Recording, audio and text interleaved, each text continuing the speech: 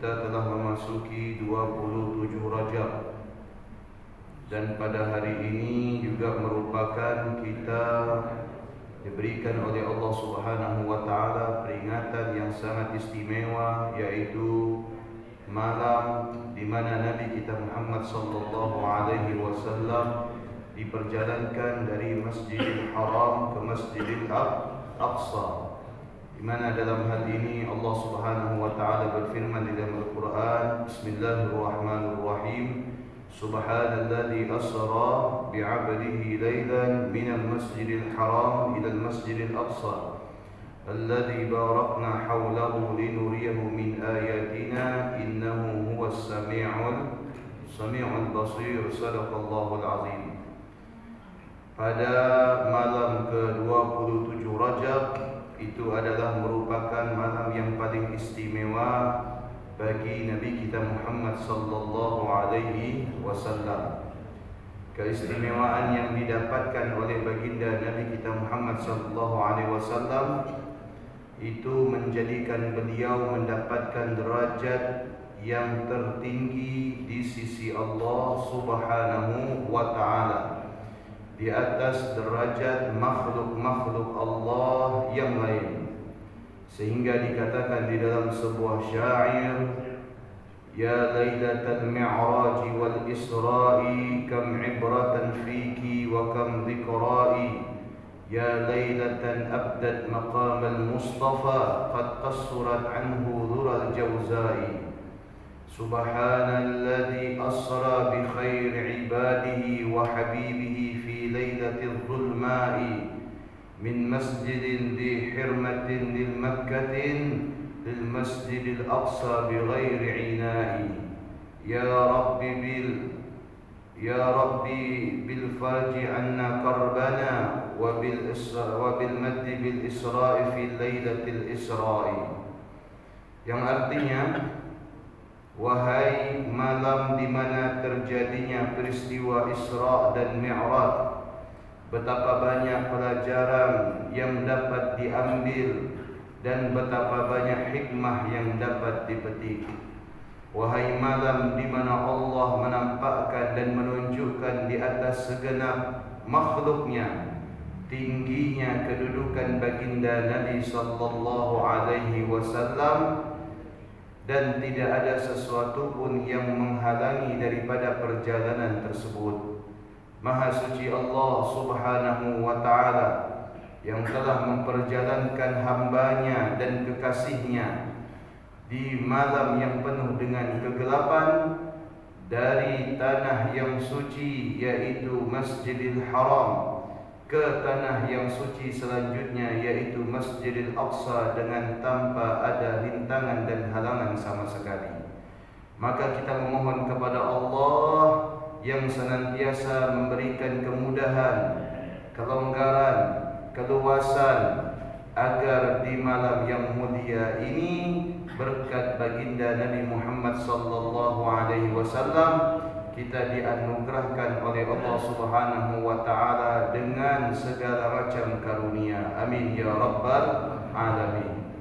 Hadirin yang dirahmati Allah Subhanahu wa taala, kalau kita melihat memperingati peristiwa Isra dan Mi'raj ini, kita peringati setiap tahunnya. Terkadang suatu kejadian yang kalau kita bahas setiap tahun itu bosan, betul tidak? Bosan kita dengarnya, jenuh, atau barangkali kita katakan dengan istilah yang agak kasar, yaitu udah basi, ya kan?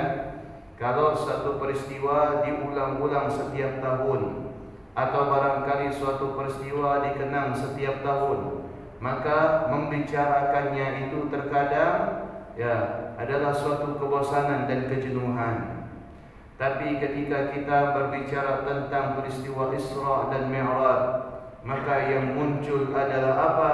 Yang muncul adalah keimanan, ketakwaan, dan ini adalah merupakan satu di antara kewajiban kita untuk memperkuat keimanan dan fondasi akidah kita kepada Allah Subhanahu wa taala.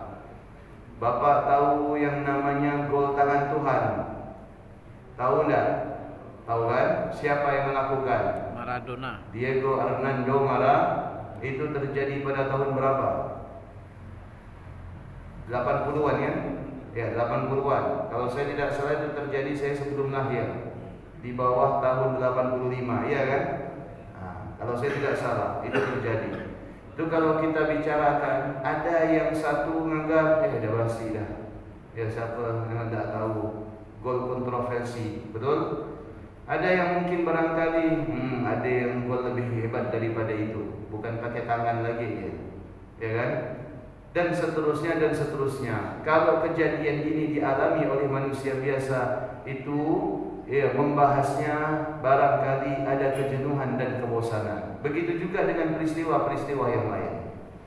Tapi ketika kita berbicara tentang Isra dan Mi'raj Nabi kita Muhammad sallallahu alaihi wasallam, ya, dari tahun ke tahun, dari masa ke masa, dari zaman ke zaman, tidak pernah menimbulkan kejenuhan. Bahkan senantiasa setiap tahun, setiap peringatan Isra dan Mi'raj, kita itu mendapatkan pengetahuan yang baru, menunjukkan bagaimana luasnya ilmu Allah Subhanahu wa ta'ala, bagaimana tanda-tanda kekuasaan Allah Subhanahu wa ta'ala, bagaimana Allah mampu menjadikan sesuatu itu yang apabila dipelajari tidak habis hikmahnya, tidak habis kebaikannya, seakan tak bertepi dan tak berujung. Betul? Kalau kita hadir Isra Mi'raj di sini, kemudian barangkali nanti malam kita hadir Isra Mi'raj di masjid lain, atau lusanya kita hadir di masjid lain, dari masjid ke masjid, dari majlis ke masjid, dari tempat ke tempat, kita itu akan mendapatkan yang namanya pengetahuan baru. Kenapa? Karena perjalanan Isra dan Mi'raj ini bukan perjalanan biasa, tapi perjalanan yang luar biasa yang diperjalankan oleh Yang Maha Kuasa. Untuk siapa? Untuk manusia yang paling istimewa dan yang paling mulia, baik di sisi Allah atau di sisi para segenap makhluk Allah. Sehingga terjadi dialog antara langit dengan bumi. Ya. Tak kala langit berkata kepada bumi, wahai bumi, sesungguhnya kami ini langit adalah sebaik-baik tempat, karena kami ini langit tempat di mana ditempati oleh malaikat-malaikat Allah, dan tidak ada satu makhluk pun yang bermaksiat di langit. Ada tidak orang maksiat di langit? Untuk maksiat dia pergi ke langit. Itu namanya bukan maksiat, nak cari mati, betul tak? Ya, tidak ada ceritanya. Ya, orang ingin bermaksiat terbang ke langit. Ya, kenapa? Karena langit itu memang bukan tempat kehidupan manusia. Sehingga langit itu membanggakan kepada bumi, wahai bumi, lihat kami ini langit adalah tempat yang paling mulia, di mana langit ini dipakai untuk beribadah kepada Allah. Bagi siapa? Bagi malaikat-malaikat Allah. Lalu kemudian bumi itu bersedih. Tidak cukup, langit ini istilahnya membuli bumi. Apa kata langit? Kalau engkau wahai bumi adalah tempat kumpulnya para ahli maksiat. Semua maksiat yang dilakukan dari semenjak Allah ciptakan bumi sampai hari kiamat, itu dilakukan, dikerjakan, dilaksanakan di atas muka bumi. Maka kemudian apa yang terjadi? Bumi mengadu kepada Allah Subhanahu wa ta'ala. Ini sebaik-baik tempat curhat. Fala taj'al min duni wakila, kata Allah Subhanahu wa ta'ala. Jangan sekali-kali kalian jadikan selain aku ini untuk menyelesaikan urusan kalian. Ya, fala taj'al min duni wakila. Jangan kalian jadikan selain aku, kata Allah Subhanahu wa ta'ala, ya, apa? Yang dapat menyelesaikan segala urusan. Allah ini sudah membuka peluang kepada kita. Allah ini sudah memberikan harapan kepada kita bahwasanya, ya, Allah lah tempat kita kembali. Allah jugalah yang menjadikan segala macam yang kita hadapi itu semua bisa diatasi. Allahumma shalli ala sayyidina Muhammad. Lalu kemudian apa kata kata bumi mengadu kepada Allah, ya Rabb, begitu mulianya langit, ya, begitu indahnya langit, sehingga tidak saja kau indahkan langit itu, kau muliakan langit itu dengan bertabur bintang, dengan munculnya matahari di waktunya dan munculnya bulan di waktunya. Sementara aku sebagai bumi ini yang senantiasa berada di bawah kaki para manusia, yang di dalamnya bagaimana manusia itu menyekutukan Engkau, kemuliaan apa yang aku dapat? Maka kemudian Allah Subhanahu wa taala berkata kepada bumi, ingat wahai bumi, manakala langit dengan ketinggiannya, manakala langit dengan kekokohannya, manakala langit dengan keperkasaannya, kekuatannya, maka ketahuilah bahwasanya ada satu yang tak dapat dimiliki oleh langit. Ya, ada satu yang tak dapat dimiliki oleh langit, dan itu hanya dimiliki oleh Engkau. Apa kata bumi? Apa itu wahai Allah? Kata Allah Subhanahu wa taala, ketahuilah bahwasanya di dalam dirimu akan tertanam, tersimpan jasad sebaik-baik manusia dan utusan, yaitu baginda Nabi Muhammad sallallahu alaihi wasallam. Maka bumi kemudian menjadi tenang, bumi kemudian menjadi bahagia, bumi kemudian tidak sedih. Disebabkan apa? Disebabkan di dalamnya tertanam jasad sebaik-baik manusia, dan semua kecuali Nabi Allah Isa alaihi salatu wassalam, semua jasad para nabi tertanam di dalam bumi. Ini yang menjadikan kemudian bumi itu tidak bersedih kembali. Perjalanan Isra dan Mi'raj ini bukan perjalanan biasa. Kenapa? Karena Isra dan Mi'raj diberikan oleh Allah kepada baginda Nabi sallallahu alaihi wasallam itu bukan tanpa sebab dan alasan. Peristiwa Isra dan Mi'raj itu di dalamnya terdapat nilai-nilai Ahlus Sunnah wal Jamaah. Ya, saya ulangi lagi. Peristiwa Isra dan Mi'raj itu terdapat nilai-nilai, simbol-simbol, tanda-tanda Ahlus Sunnah wal Jamaah. Kalau kita berbicara tentang Isra dari Masjidil Haram ke Masjidil Aqsa, dan Mi'raj dari Masjidil Aqsa sampai langit ketujuh, di dalamnya itu terdapat nilai-nilai, ajaran-ajaran, simbol-simbol Ahlus Sunnah wal Jamaah. Yang bagaimana Ahlus Sunnah wal Jamaah? Orang yang barangkali tidak mau memperingati Isra dan Mi'raj, ya, itu barangkali mereka adalah anti sebagian amaliyah yang dilakukan oleh Ahlus Sunnah wal Jamaah. Sekarang saya tanya, ada enggak sebagian saudara kita yang muslim anti yang namanya ziarah? Ada enggak? Anti yang namanya ziarah? Tidak mau kan? Dia menganggap orang yang mati itu sudah tidak bisa berbuat apa-apa, siapapun yang mati. Bahkan sebagian di antara mereka pergi haji setiap tahun, pergi umroh setiap waktu, sampai sekarang mereka tidak mengharuskan dirinya untuk ziarah ke makam Nabi. Ya. Kalau kita ditakdirkan oleh Allah pergi ke tanah suci, maka kita ini mengharuskan ziarah ke makam Nabi. Tapi Pak Ustaz, ziarah makam Nabi kan bukan rukun. Memang ziarah makam Nabi bukan rukun haji dan bukan juga rukun umroh. Tetapi ziarah kepada Nabi adalah rukun cinta. Adalah merupakan rukun cinta. Karena rukun cinta ini harus terpenuhi. Agar apa? Agar tanda-tanda kecintaan yang kita dapatkan itu bersimbol dari yang diciptakan oleh Allah karena dasar cinta, yaitu Nabi Muhammad sallallahu alaihi. Dari mana kita tahu hakikat cinta? Dari mana kita tahu bagaimana mencintai yang benar, bagaimana tidak mencintai yang salah? Bagaimana kita mengetahui menempatkan cinta? Bagaimana kita ini bisa mengetahui mana cinta, mana yang tidak cinta? Tentu kita semua mengetahui itu daripada makhluk yang paling mencintai kita, yaitu Nabi Muhammad. Apakah kita hanya melewati begitu saja? Tak kala kita masuk Masjid Nabawi, sementara di situ tertulis Raudhah Asy-Syarifah, kemudian setelahnya tertulis huna assalam ala Nabi sallallahu alaihi wasallam. Disinilah tempat kita mengucapkan salam kepada Nabi.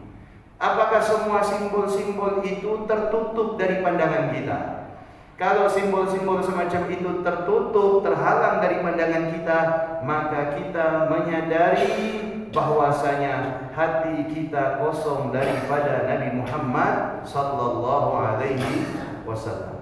Oh Pak Ustaz, cukup dengan mengamalkan sunnah-sunnahnya, cukup dengan ittiba sunnahnya, menghidupkan sunnahnya, mengajarkan sunnahnya.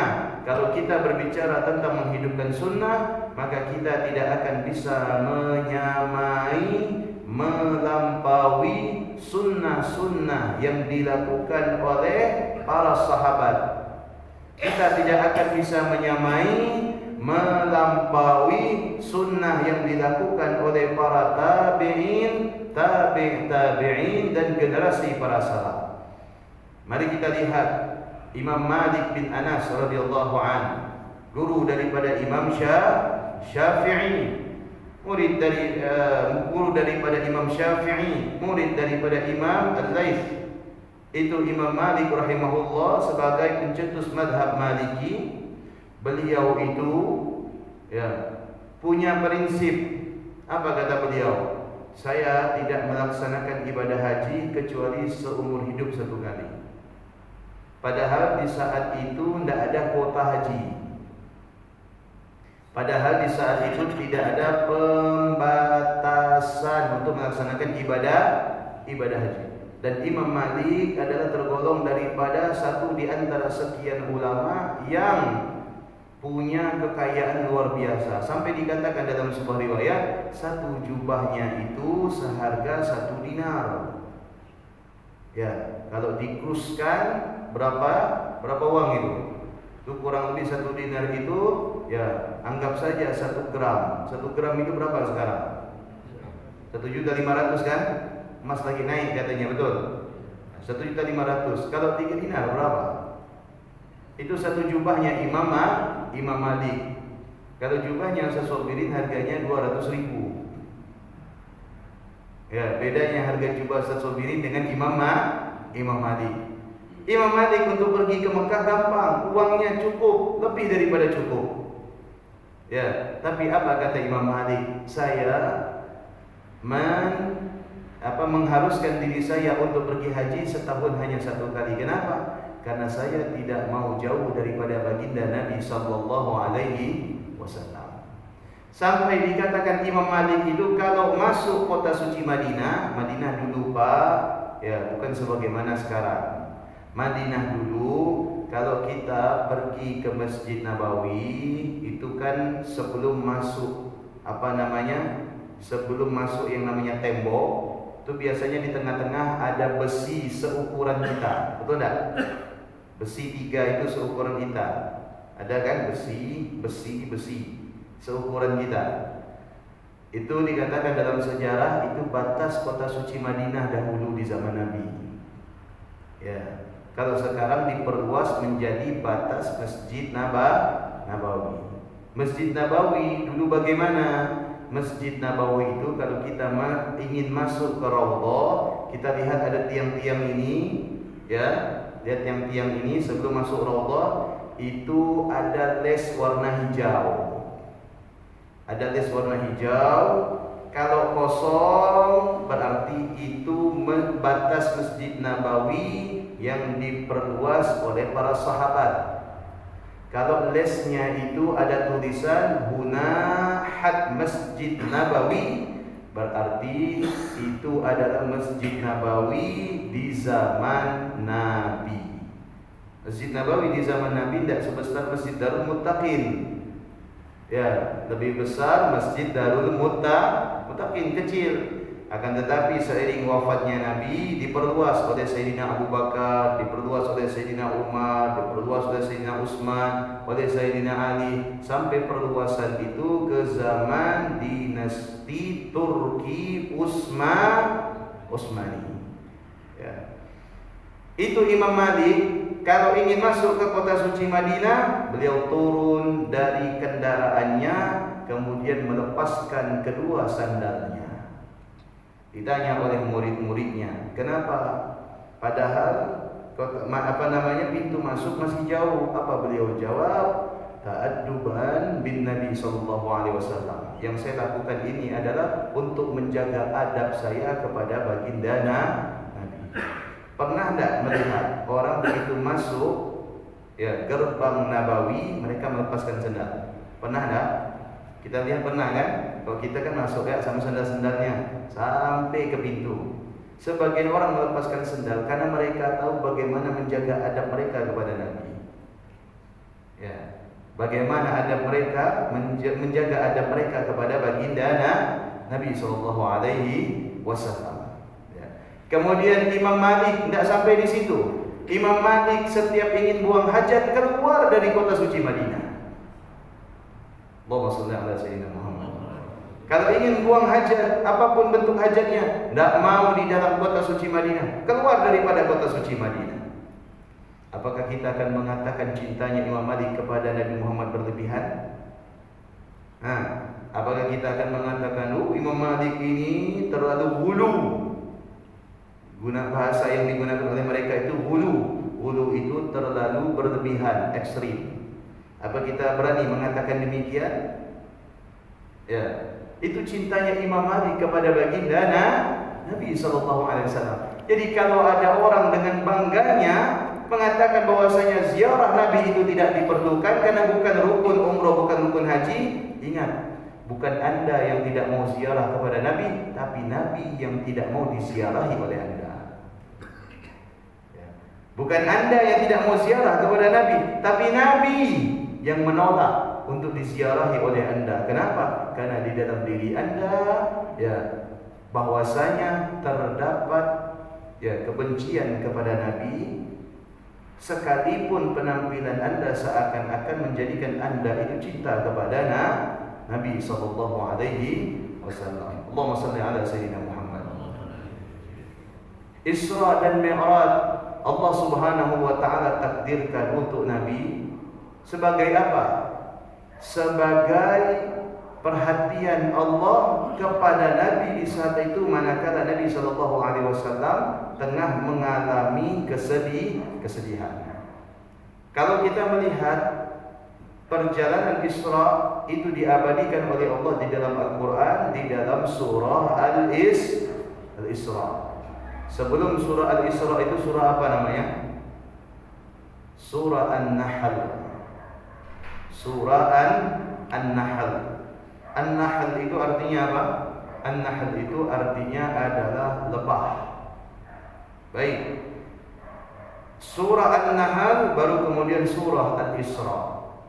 Antara satu surah dengan sebelumnya atau surah setelahnya apakah ada kaitannya?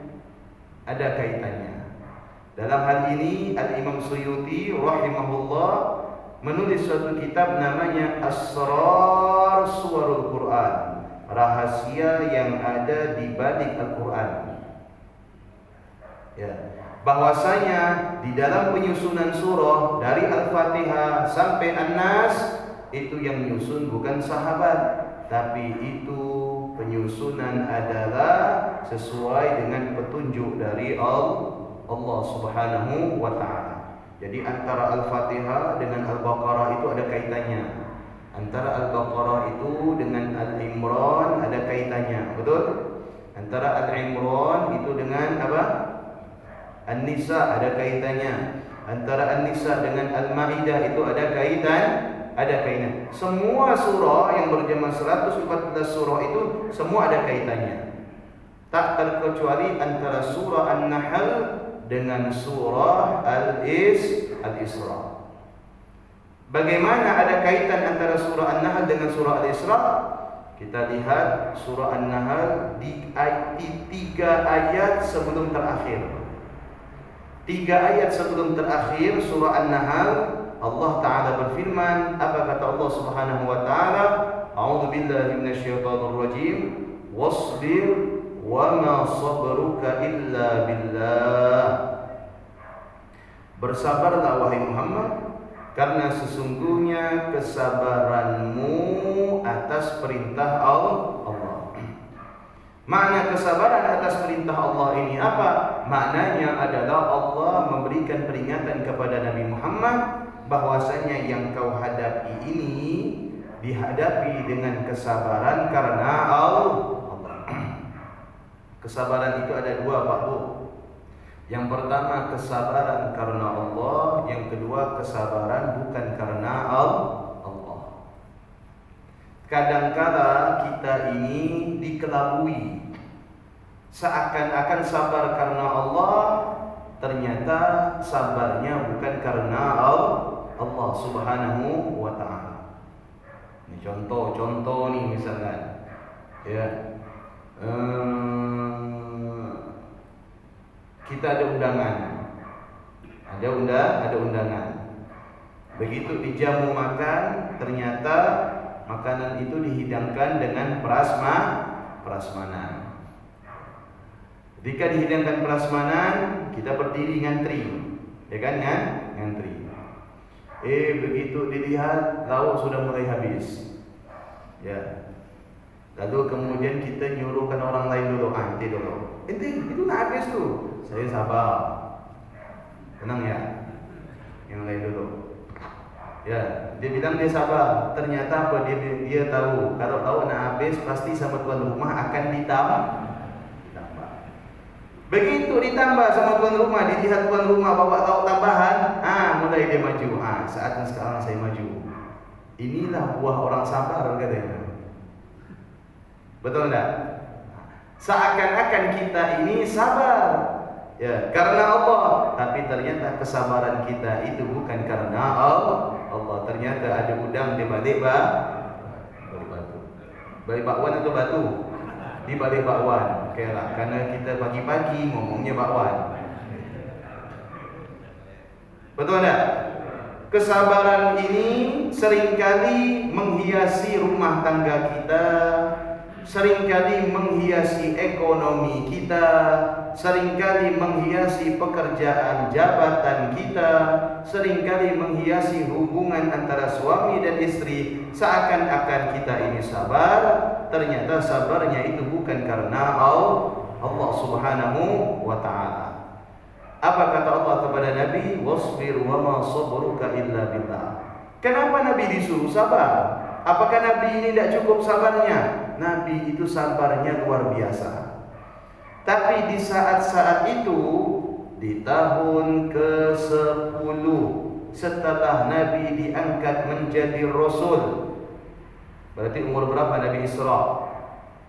Umur 51 tahun. Umur berapa Nabi diangkat menjadi Rasul? 40 tahun. Umur berapa Nabi menikah? Umur Nabi menikah pasti hafal. Ya, 25. Pertanyaannya, Nabi Isra sebelum Nabi hijrah atau setelah Nabi hijrah? Sebelum wa qabla hijratin Nabiyil Mustafa, ya, min Makkatin lailan di Qudsin yudra. Kata Imam Ahmad bin Muhammad Al-Marzuqi, dan sebelum Nabi SAW itu dihijrahkan oleh Allah, terlebih dahulu Nabi itu mengalami peristiwa Isra dan Mi'raj. Kenapa Nabi disuruh sabar?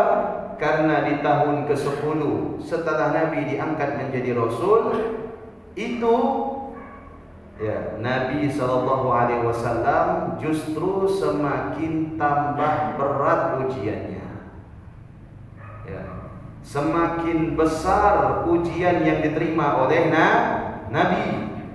Bukan setelah Nabi diangkat menjadi Rasul, lalu kemudian ya ujian itu semakin mengecil, semakin sedikit, tidak. Tapi justru semakin besar ujian yang harus diterima oleh Nabi. Setelah Nabi diangkat menjadi Rasul, Nabi kehilangan Sayyidatuna Khadijah. Setelah diangkat menjadi Rasul, Nabi kehilangan yang namanya Abu Thalib. Meninggal dua orang ini yang menopang dakwah Nabi sallallahu alaihi wasallam. Nabi seakan-akan apa? Mengira bahwasanya tidak ada lagi yang dapat menolong beliau di dalam dakwah. Istri sudah meninggal, paman sudah meninggal, kekayaan yang ditinggalkan oleh istri sudah habis. Ya, sementara paman yang selama ini menjadi tokoh di antara tokoh-tokoh orang-orang Mekah, pemuka di antara pemuka-pemuka Mekah juga meninggal. Maka Abu Jahal dan Abu Lahab semakin berani untuk apa? Untuk meneror Nabi dan mengintimidasi Nabi sallallahu alaihi wasallam. Umumnya manusia ketika ditekan, didesak, diancam, saya mau tanya, tambah tenang apa tambah khawatir? Tambah khawatir. Ya. Manusia umumnya, Nabi sisi manusiawinya, basyariahnya ditekan. Begitu Khadijah meninggal, begitu Abu Thalib rahimahumullah meninggal, ya, keduanya meninggal, Nabi itu tekanannya semakin kuat, ancamannya itu semakin banyak. Terus tiap hari diancam, terus tiap hari ditakut-takuti oleh orang-orang kafir Mekah. Maka sisi manusiawinya Nabi kita Muhammad itu terasa sempit terancam. Apa kata Allah di dalam ayat selanjutnya? Ya, wala tahzan alaihim wala tahzan alaihim wala taku fi dhaikin mimma yamkurun. Hai Muhammad, jangan engkau bersedih atas ulah mereka, jangan merasa khawatir sekali-kali atas ulah mereka, dan jangan merasa sempit, terpojok ketika mereka melakukan makar. Itu Allah kuatkan kepada Nabi kita Muhammad sallallahu alaihi wasallam. Apa yang mereka ancam terhadapmu? Oh, mereka memboikot kami, kata Nabi. Tenang, jangan pernah merasa sempit. Apa yang mereka ancam kepadamu? Serangan apa yang mereka lancarkan kepadamu? Oh begini, sahabat saya ditakut-takuti, sahabat saya diancam, ada yang kekayaannya diambil, ada orang tuanya itu ditahan dan sebagainya. Apa kata Allah Subhanahu wa taala? Wala taqu fi dhaikin mimma yamkarun, dan jangan sekali-kali engkau merasa ancaman makarnya mereka itu membuat engkau itu sempit. Bapak Ibu, sekarang saya mau tanya, banyak enggak orang ketika terpojok dia kemudian mengambil jalan pintas? Banyak? Ya. Apalagi di zaman sekarang ini banyak sekali orang itu tidak sungkan untuk menghabisi nyawanya karena terlibat pinjol, terlibat judol. Tahu judol, Pak? Judi on. Bahkan yang mereka ini menghabisi nyawa-nyawanya, padahal nyawa ini adalah anugerah dari Allah. Bukan mereka itu berlatar belakang tidak berpendidikan, tapi justru berpendidikan. Ya, ada yang dia itu merupakan seorang penegak hukum, semestinya menghabisi nyawanya karena apa? Karena terlibat judol. Ada seorang istri membunuh suaminya dengan cara dibakar karena sudah tidak sabar melihat suaminya itu terlibat judol. Betul tidak? Ada kan? Bahkan mohon maaf, seorang pemuda yang masih duduk di SMA gantung diri, kemudian sambil menyimpan surat wasiat, kata dia tuh. Surat wasiat tuh di sakunya. Begitu diperiksa sama polisi, ternyata di dalam suratnya itu tertulis apa? Mama, Bapak tolong lunaskan hutang-hutang saya di judi online, di pinjaman online. Ya, udahlah nyusahkan orang matinya, betul tak? Tinggalkan jejak, nyusahkan orang lagi, suruh lunaskan hutang-hutangnya. Ini orang yang sudah terpojok, merasa sempit, terdesak, kemudian mengambil jalan pintas. Bukan ini yang diinginkan oleh Allah. Jalan pintas itu bukan dengan menghabisi nyawa.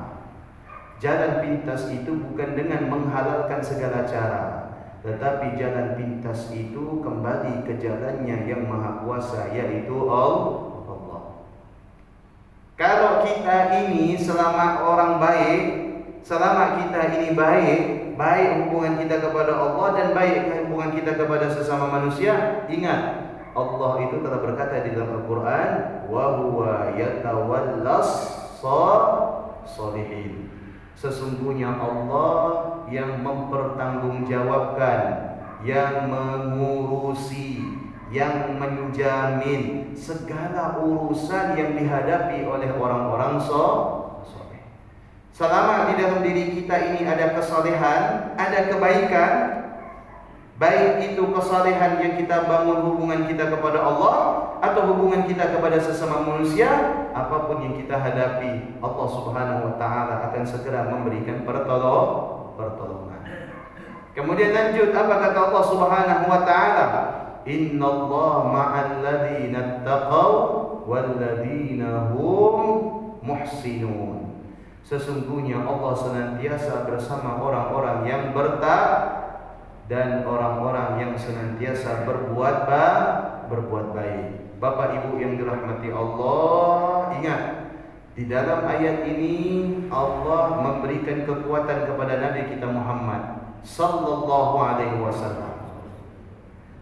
Apabila di dalam diri kita ada nilai ketakwaan dan di dalam diri kita ada nilai kebaikan, maka Allah tidak akan membiarkan kita itu terpojok. Allah tidak akan membiarkan keadaan kita itu sempit. Allah tidak akan menjadikan kegusaran itu meliputi kehidupan kita. Tidak akan pernah. Ya, buktinya apa? Nabi kita Muhammad di dalam ayat ini, di dalam surah ini, setelah mengalami kesulitan, setelah khawatir, barangkali merasa terpojok atas apa yang diterima oleh baginda Nabi, maka kemudian apa kata Allah Subhanahu wa taala di dalam surah selanjutnya? Subhanalladzi asra bi'abdihi lailan minal masjidil haram ilal masjidil aqsa alladzi barakna haulahu linuriyahu min ayatina innahu huwas samiul basir. Setelah Rasulullah itu mengalami masa-masa sulit yang kurang lebih 10 tahun, mendapatkan embargo dari orang-orang kafir Mekah, mendapatkan tekanan dan ancaman, beberapa sahabat itu dibunuh oleh orang-orang kafir Mekah. Kemudian keluarga mereka ditarik. Mereka bersumpah bahwasanya jangan ada yang melakukan muamalah dengan Muhammad dan para pengikutnya. Jangan ada yang menyuplai makanan, jangan ada yang menyuplai minuman, jangan ada yang membantu, jangan ada yang memperhatikan. Kita lepaskan mereka semua dan kita batasi pergerakan mereka semua. Ketika Nabi SAW mulai terpojok dengan keadaan dan ancaman semacam itu, apa kata Allah? Lalu Allah memberikan kejutan kepada Nabi berupa perjalanan Isra dan Mi'raj. Bu, andai ibu suntuk nih, pekerjaan banyak, ya, ngurus suami yang comel misalkan, ngurus anak yang banyak, yang satu tingkahnya begini, yang satu tingkahnya begitu, betul tidak? Betul. Saya punya ibu, mudah-mudahan dipanjangkan usianya oleh Allah. Ya, itu ngurus bukan 5 anak tapi 11. Ya, 7 laki-laki, 4 perempuan. Kalau 7 perempuan 4 laki-laki nyaman, karena perempuan ini apa kata satu semuanya ngikut, betul tak? Dan rumah itu kalau anaknya lebih banyak perempuan, insya Allah rapi, betul tak Bu? Tapi kalau laki-laki bukan kayak kapal pecah lagi, ya, udah kayak pesawat pecah. Ya, kami ini 11 saudara, 7 laki-laki. Dan ibu saya itu bukan saja menampung anak-anaknya, nampung keponakan-keponakan yang datang dari kampung untuk bekerja di Pontianak. 3 anak dari abang pertama, 2 anak dari abang kedua, 2 anak dari abang ketiga, itu ditampung dalam satu rumah. Dan setiap apa yang kami makan, dimakan oleh mereka. Apa yang kami pakai, dipakai oleh mereka. Ya. Ibu rumah tangga itu kalau lagi suntuk-suntuknya, ya, itu mulai merasa jenuh, betul tak Bu? Dengan pekerjaan rumah. Andaikan ibu-ibu ini lagi suntuk mengerjakan pekerjaan rumah, tiba-tiba suami ibu dari tempat kerja WA, Assalamualaikum, Waalaikumsalam, apa buat? Baru selesai masak, mandikan anak, ya, memaskan rumah, alhamdulillah dah selesai rumah.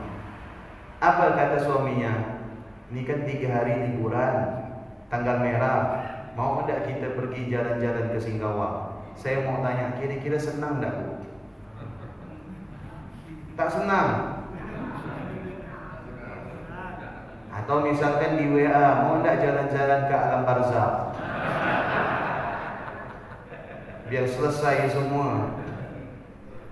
Senang kan? Diajak liburan, diajak jalan-jalan, senang tidak? Begitulah keadaan Nabi kita Muhammad. Ya Allah, Khadijah meninggal. Apa yang ditinggalkan oleh Khadijah? Anak-anak. Fatimah, Ummu Kulsum, Ruqayyah. Ya. Sementara di samping itu harta Khadijah sudah habis. Meninggal Khadijah, meninggal Abu Thalib pamannya, yang mendapatkan wasiat daripada Sayyidina Abdul Muttalib kakeknya, berpesan kepada Abu Thalib untuk menjaga cucunya yang satu ini, karena yang satu ini, cucunya ini adalah akan menjadi orang yang sangat luar biasa. Meninggal juga Abu Thalib. Sedih Nabi. Ya, murung Nabi kita Muhammad SAW. Sampai dikatakan tahun itu sebagai amul huzun, tahun duka cita. Tapi Allah tidak membiarkan kesedihan kekasihnya itu larut begitu lama.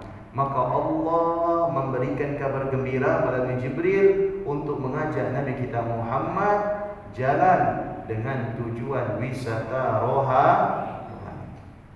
Bapak Ibu, ya, kalau Bapak Ibu jenuh, ya, ada masalah, Allah sudah memberikan jalan keluarnya. Jalan keluarnya itu bukan jalan-jalan ke Singkawang. Jalan keluarnya itu bukan jalan-jalan ke Kucing, ke Waterfront, bukan.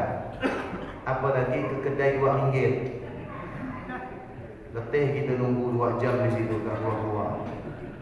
Ya, minum dari yang panas sampai dingin. Dah selesai belum? Belum, masih banyak yang mau murah kan? Ya.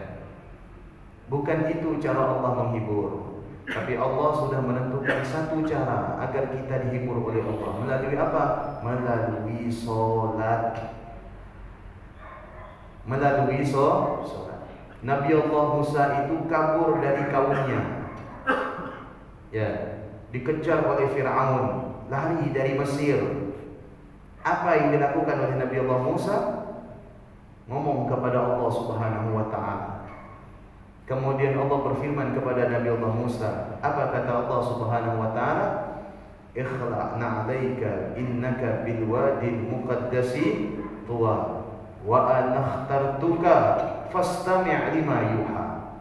Wahai Musa, lepaskan sendalmu, sedangkan engkau berada di tempat yang suci. Fastami' lima yuha, maka dengarkan apa yang aku wahyukan kepadamu.